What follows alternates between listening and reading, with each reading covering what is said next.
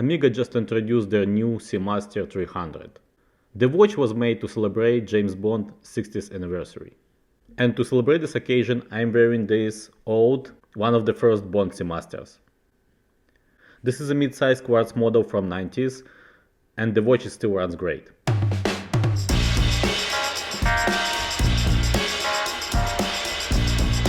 So back to the new model.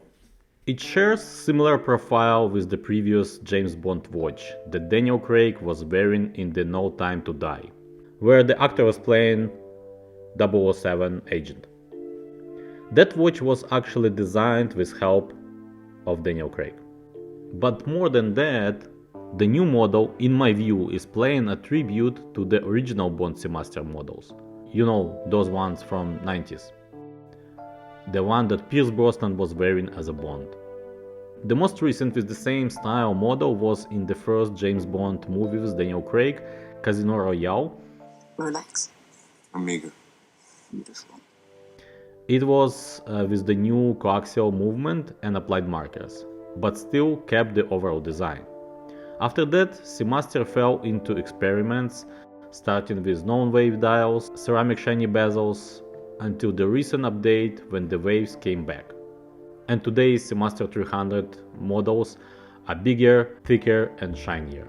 Judging a watch without seeing in the metal, trying it on the wrist, is not too productive. But I just want to share my opinion based on the info we have, because I love the whole new look of this new Seamaster. The wave dial of the new model reminds me of the older Bond Seamasters, which I like the most. That's why I think the model is paying tribute to the era when the collaboration between James Bond character and Amiga began. The aluminum bezel is good for me too.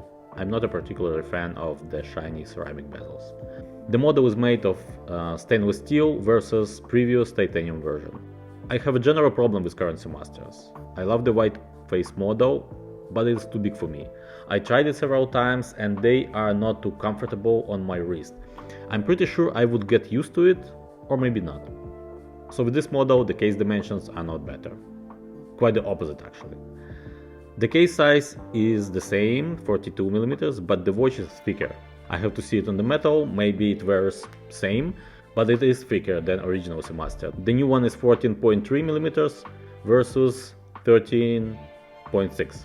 And I think that 40mm for the case size for this particular model would be just incredible.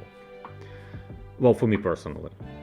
I think it would be a perfect balance between the original 41mm model and its mid-size 36mm counterpart that I'm having right now here.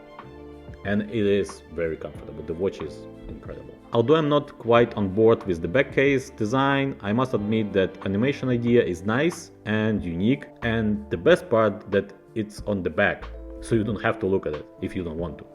There's nothing on the dial that screams James Bond, James Bond, James Bond, James Bond. No logos, no guns, no 007, which is great. I really don't like the second-hand lollipop design. It looks odd to me. I'm not quite sure about the mesh bracelet that featured in this model. It seems a little bit out of place to me. I would actually prefer the original bracelet. I would be happy to see this original bracelet came back, because this bracelet I think is one of the most comfortable bracelets in the business. This bracelet is incredible, and I'm not a big fan of the Seamaster's current bracelets that they have. It's not as comfortable as this one. So that would be something I think that a lot of people would like to see from Amiga, but mesh bracelet could be also a good option, because again I'm not a big fan of their current bracelet that they have on their Seamaster models. Well, and now to the price. I think it's too much. I really can't keep up with Amiga prices.